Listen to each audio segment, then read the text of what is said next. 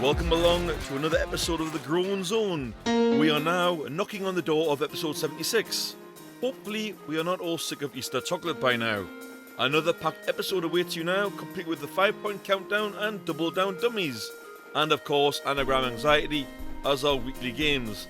And the podcast this week is all kicking off with My Groans once more. We're back to normal programming.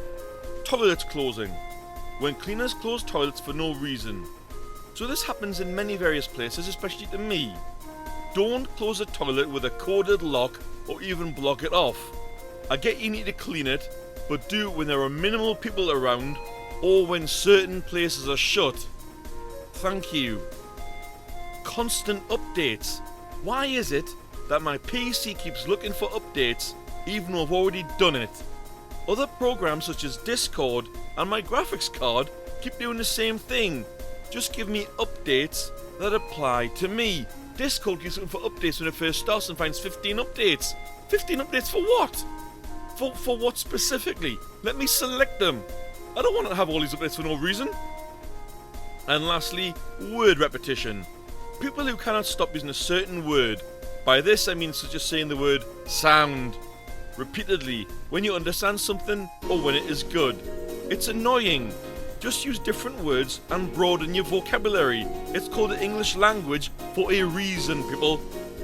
Well, with My Groans drop kicked out of the ring for this week, we slide down the tunnel of the 5-point countdown now.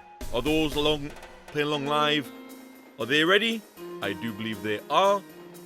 Of course, if you're listening right now, whenever you're listening to this, you're ready. So here we go.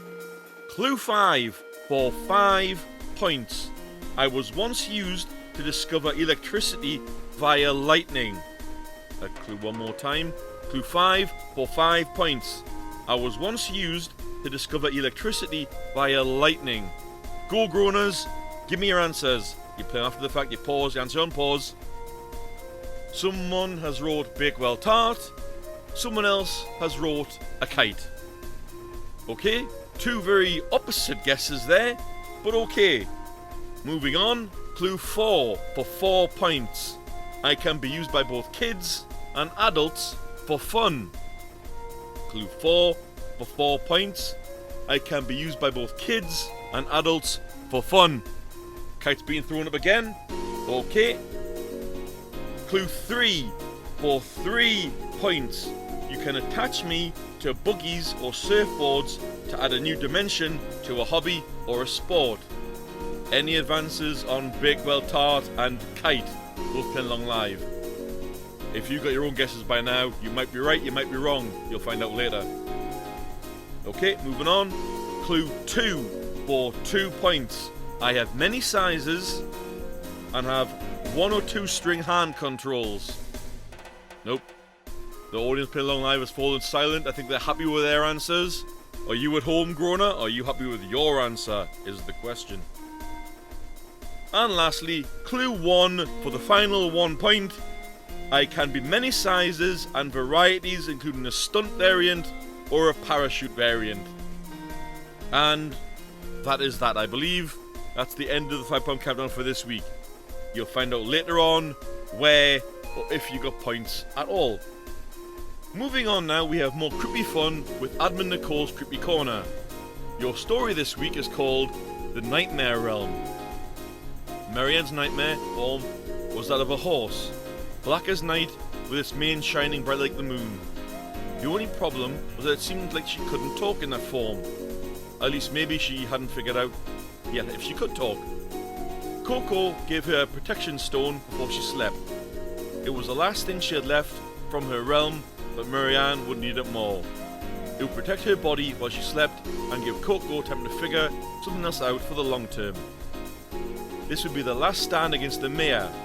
They could only hope, with the old man and Valencia gone, that nothing would go too wrong.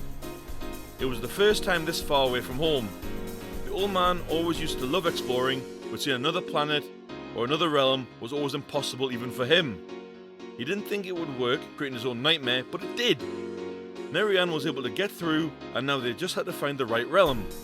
They all looked so vast and different, but also so small. Marianne seemed to know where to go, so they were able to find their way without any trouble. The realm of dreams seemed strangely full of light, which meant the realm right next to it must have been the realm they were looking for. The realm of nightmare seemed to have something very wrong. It was coated in a thick black barrier, almost like it was keeping everyone out, but Marianne was able to get through with no problems. The old man was clear that she was to return for them in 2 days and would track down the prince in that time and hopefully stop whatever he was planning. The sky was as black as night with a full moon and the brightest stars shining above. The buildings were so tall and bright. Everyone looked so different. So many types of monsters all just living together. It was like nothing the old man had ever seen. Valencia quickly spotted what could only be the castle shining in the distance. The castle was made completely out of obsidian.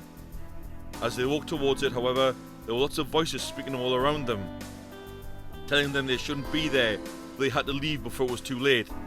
Yet no one would answer if they asked why. It didn't appear to be said out of fear or anger, so the old man was just left with more questions. As they approached the castle gates, the guards didn't even wait for him to speak. They told him the king was expecting them, and they were able to just walk right in. The king appeared to be human, it was hard to tell. Some monsters did have the appearance of humans, from the outside after all. They stood in the throne room and the king ordered everyone to leave. It was rare that someone could come through the barrier after all, unless the barrier didn't see them as a threat to the realm of nightmares. The barrier has allowed you through, so I'll listen to you just this once. Be clear on what you're after. Your time is already up after all, the king said. The old man explained everything from the first prince stealing his dreams to the youngest prince who was cursed. He also asked about why time was up. It turned out the barrier protecting the realm of nightmares also slows down time inside it. That's what the people were warning them about. They had stayed there an hour, which means they were going through nightmare time now. By the time Marianne returned the next day, they would have been in the nightmare realm for a week. The old man was furious, but nothing could be done. He just hoped everyone would be alright when him and Valencia did return. The king pulled a badge out of his pocket. It belonged to the third prince. He must have lost it when he was cursed and kicked out of his home.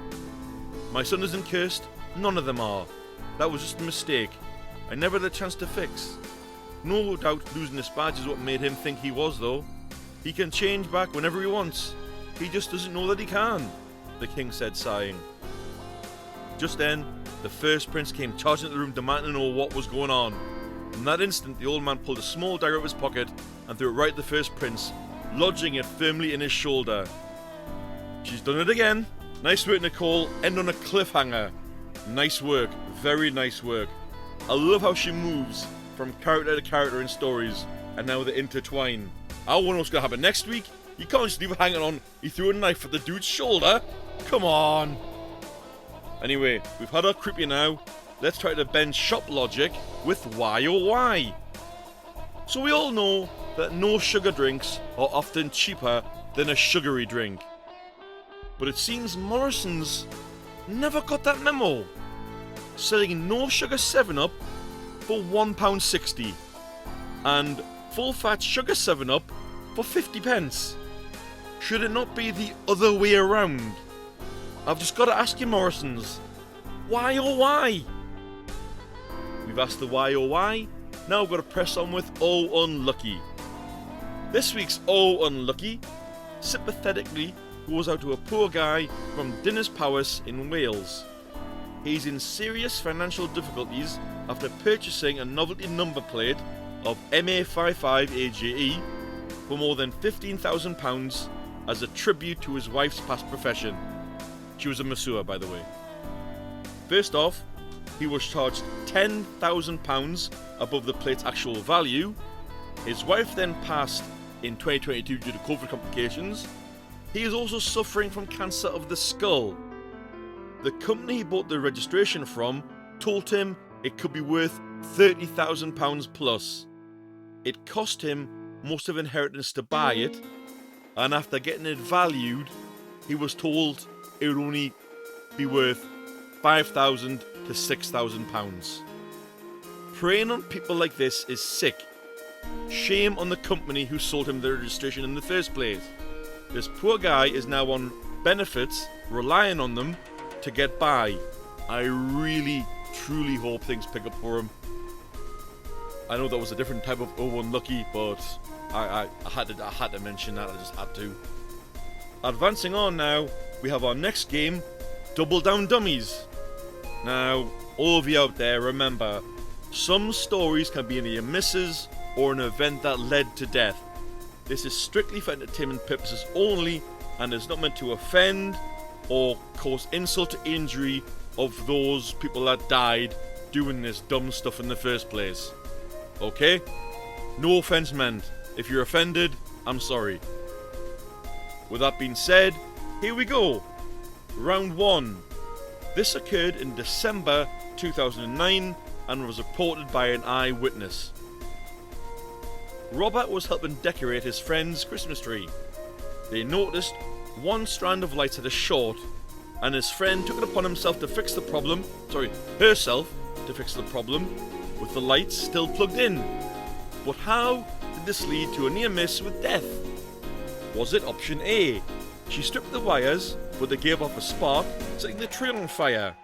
They both had to climb out the window to escape injury. Or was it B? She grabbed the bare wire after stripping it. This gave her a nasty shock and knocked her out. She actually got a concussion. Or option C. After stripping the wires, she then used her teeth to crimp them together. She was electrocuted via her mouth and got a very nasty shock, but was alive afterwards. Go Groaners, goes along live and playing along after the fact. Give me your answers now. What you got? A, B or C? Ooh, we have A's flying in there. Any more Groaners? What else you got? Ooh, and C's. Another room splitter coming in there. No one went for B. Okay, rest in peace B. Moving on to round number 2. This occurred on 21st of November 2021 in Maryland, USA. A homeowner in Montgomery County was sick and tired of his persistent snake problem. That should be an infestation, really. And opted to take care of it themselves. All the possibilities, but what outcome led to another near miss? Was it option A? They covered the bottom floor of their house in petrol. They then promptly lit the petrol. Unfortunately, it also blew up the jerry can. Our Darwin now was blown through their basement window. Very worse for wear, but still alive. Was it option B? They took a machete down to the basement where they hacked away at the snakes. 911 was swiftly called to deliver antivenom. Upon treatment, they were alive. You should never bring a knife to a gunfight. And option C. They covered their basement floor with burning coals to smoke the snakes out. Our hero escaped when a fire started, which burned down their house, but it did smoke out the snakes. Go Groaners! Give me your answers, A, B or C.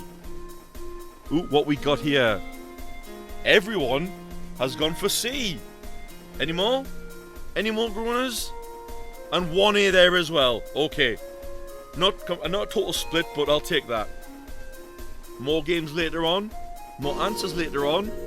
But now, a groaner out there gets their turn to groan with the audience groan. This week's audience groan comes from Jyoti from Northumberland, and he groaned in via the show email. I cannot stand resource wasting. The company I work for constantly sends out couriers to drop off letters instead of ringing people. It would save money to ring instead of increasing pollution. I don't understand my boss. I really don't. If you'd like to groan in like Jyoti did, I hope I got your name right there by the way, you can do so on any of the following, and by the way that was a really good groan. Via email on the groanzonepod@gmail.com, via Facebook groups at the Groan Zone Podcast Group, via Discord on the Groan Zone. You can direct via Facebook Messenger myself, that's Mystery Groaner, or Nicole on Nicole Amos via Facebook Messenger. I know I just said Facebook Messenger twice. It doesn't matter. Lastly, if you actually know myself or admin Nicole, you can groan into us verbally. Don't forget, you can also comment on any episode with your groan or anything else. Anything else meaning you can give us your O unluckies, you can give us your Y or Ys, or your hero or zero of the week nominations, or any ideas that you might have. And speaking of zero of the weeks, here it is. Zero of the week. Okay, I get some of you may like hunting as a sport, but why in the Christ do Amazon hunters have to go and kill one of the largest anacondas in the world? I also know some of you out there don't like snakes, but this is wrong. She was 26 foot long and was in the prime of her life, so could have produced many offspring. She was found dead in a river, not killed for food, just for the sake of it. I get some people out there hunt for food all over the world, but this is just sick. This one goes out to the hunters. You absolute muppets. You've achieved zero status. I sarcastically congratulate you on this. Rest in peace, Anna Julia, which is the name of the snake. Before we give our game answers, we must announce our weekly anagram with Admin Nicole's Anagram Anxiety, which is also the last game of this week's episode. But this will also be in the show notes as well, so keep an eye out. Your anagram this week is Hippo promotes applique snoots opioid. Good luck here, Groaners. I've tried asking other people about this one. They've got no idea, and neither have I. Your clue is that it is all one word, and it isn't supercalifragilisticexpialidocious. I already asked Nicole, and it isn't. Well then, let's be having those games answers, shall we? Last week's What the Hell Am I? If you look at it again, have a little think, pause, have a look. Okay, you're back now? Okay. It was Easter silicon cake molds. If you got that, congratulations. If you didn't, better luck next week for more What the Hell Am I for? Or What the Hell Am I? The £5 countdown. Okay, your answer was a kite. If you got it right, note down where you got it, as that's the point you scored. Be honest. No go out, we'll go it at 5. If you didn't get it at 5, you didn't get it at 5. Okay? Well, congratulations to all those on live who got points.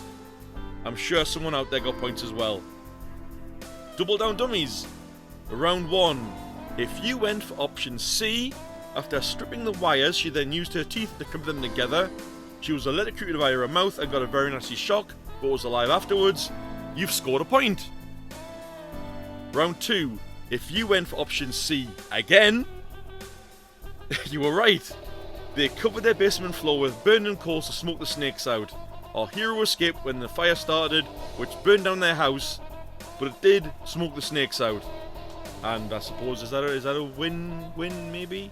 You got rid of your snakes, but you've got nowhere to live. Is that a win-lose? Probably a win-lose. You've scored a point. Well done. If you got points in any of the games, well played, Groaners. Thanks for tuning in live or listening when published. I'm also sorry this got recorded a day late, but unfortunately on Friday night, this idiot, which an honorary 0, I fell asleep. Haven't done that before, have I? Yes, I have. Oops. Hopefully you enjoyed the episode, Groaners. I know I did. See you next week. Bye-bye.